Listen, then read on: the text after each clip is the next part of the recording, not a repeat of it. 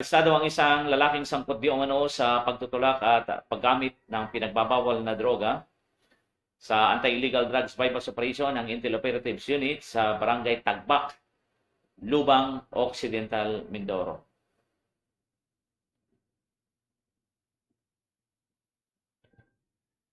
Yan po ay sa pangunguna ni Police Captain Brian Kajau, ang OIC ng Lubang MPS. Naganap po yan November 6, 2024.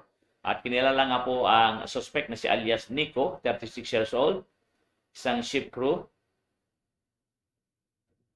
walang asawa, at siya po ay mula po sa Tagbak, Lubang Occidental, Mindoro. Na-recover mula sa suspect ang 6 na pirasong plastic sachet na may lamang hinihinalang bawal na droga o shabu, 1,000 pesos as mark money, at ang inventory nga po ng mga confiscated evidence ay ginawa kasama ang suspect at ang mga witness. Nandiyan po ang media representative, ang inyong lingkod, Boris Fronda, mula po dito sa City News and Production at Fronda Patrol News.